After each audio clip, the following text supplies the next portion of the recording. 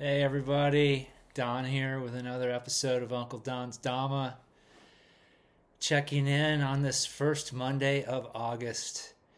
Such a pleasure to be talking to you over the airways of the internet and YouTube. This is still in our first handful of episodes, hopefully many more to come in this series.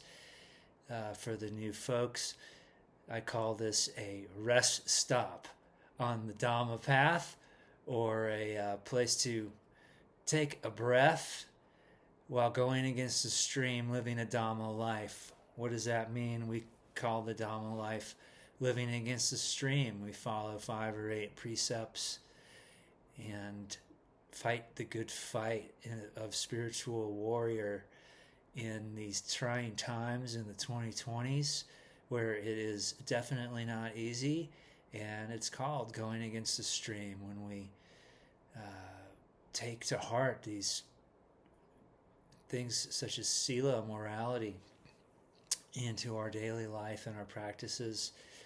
And we find, a lot of agitation out there in the world these days, a lot of fear really these days. So thanks for finding this video. It's clearly meant for you if you have opened it. But yes, anyway, it's like the 3rd or 4th episode, and disclaimer that none of these are scripted and no AI is used. In fact, I don't even type. I just do the messages. And that said, let's see what comes up for today. One thing it's been on my mind a lot this weekend is how truly tense things are right now in the world and in our country of the U.S., or perhaps you're in another country and it's the same there.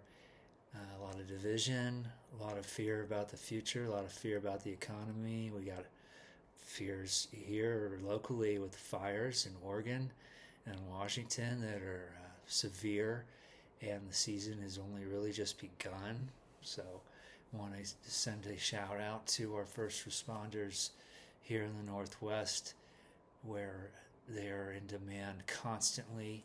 And back in the old days, I think a lot of the time those folks had to sit around wondering if they were going to do anything much for the summer on weak fire seasons. Now there's no such thing as a weak fire season.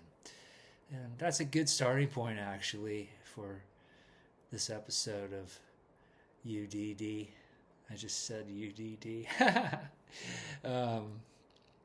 The world is on fire. A statement from the Dhammapada, from the Buddha himself. It is. It just is. Metaphorically and now literally, there's a fire somewhere in the world every day of every week. There is. And that's just the way it is. So we can contemplate that and take it to heart. And but what about us? What about the meditator? What about the spiritual seeker? So I want to I'd like to talk about Ho'oponopono, actually, the Hawaiian prayer for release. And this came up for me when I returned from Hawaii recently. This lovely set of principles for forgiveness, but instead of forgiving someone, it's us, we, the speaker, asking for forgiveness. And it could be to a group or just one person, any number of people. And this comes from ancient Hawaii, and I've been to the place where it's been practiced often in Kauai, up there on the north side of the island. And it was brought to the world by an indigenous Hawaiian woman in the 80s and passed to her colleague and apprentice and student teacher Japanese Hawaiian man who carried it still further out into the mainstream or into the world of therapy as a concept for anyone. And quite simply, Ho'oponopono is based on the importance of preserving a community and healing our family. Our ohana, O apostrophe H-A-N-A, is family, and that includes all of our relations, as the Native Americans, as natives say about themselves, to all my relations. And originally it was like a tribal ceremony in circle, all relations and friends of everyone involved are in a circle. And when somebody needed to make Ho'oponopono, say there was a grievance about something going on in the community, and somebody had what is labeled in recovery speak a resentment, a deep upset, hurt feeling, hard feelings towards someone, they bring it to the attention, and an elder with a talking stick would sort of mediate. But the gist of the whole ceremony is these 4 simple lines offered by the speaker to the circle, and therefore to the person or persons to whom they resented. And that is to say these 4 lines, which are, I might tear up just saying them. It's so powerful. Anyway, they are, I'm sorry, please forgive me, thank you, and I love you. And a big part of this, in its original format of this talking circle, is everyone has to hear it. And a problem I have with forgiveness practice today in the modern world is it's so downplayed. In the West, there's a lot of shame about asking for forgiveness or even telling someone you forgive them. There's a certain level of shame about touching the subject, and it just shouldn't be that way. For example, we may cause an offense, albeit an insult or an actual offense where we stole, lied, cheated, slandered someone, and we're caught, or they address it with us that we're wrong. However strong the degree of the grievance is, and we're faced with accountability, which, of course, the first part of healing any relationship is to be accountable for the other party to say, okay, you're right, and to be honest, I was this, that, and the other.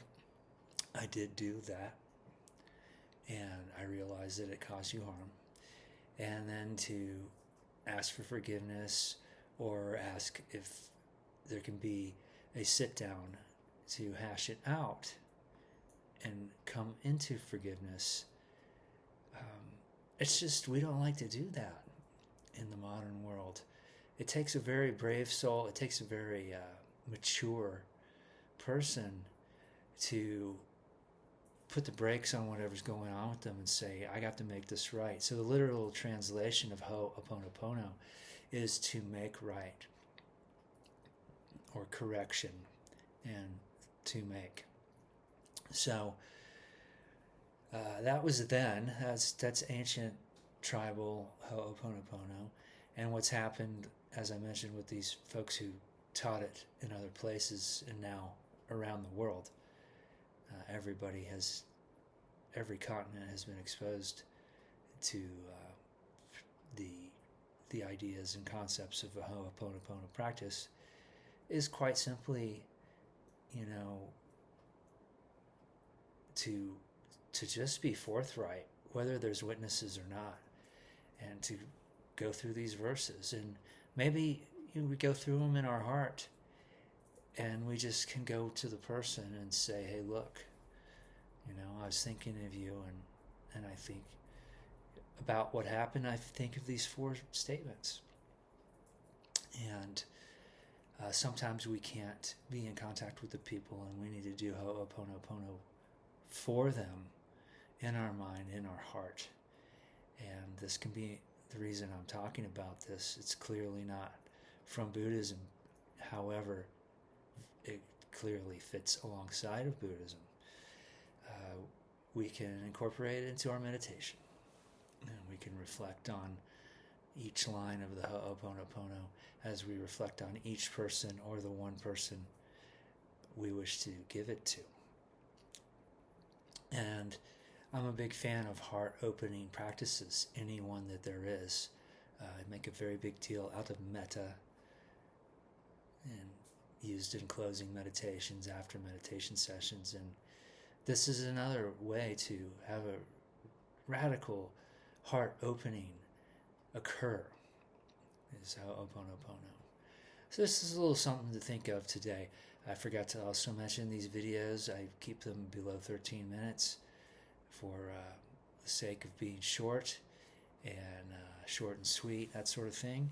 And I'm running out of time here, but I want to say, yes, get with these principles. You can research Ho'oponopono on Wikipedia and other places and find out a little more about the history of it. There's some more beautiful words that are parallel to Ho'oponopono practice that you might find inspiring. But yeah, so in the meantime, sending it to the receiver, hand on your heart, eyes closed, deep breath, calling them in. I'm sorry. Please forgive me. Thank you. I love you.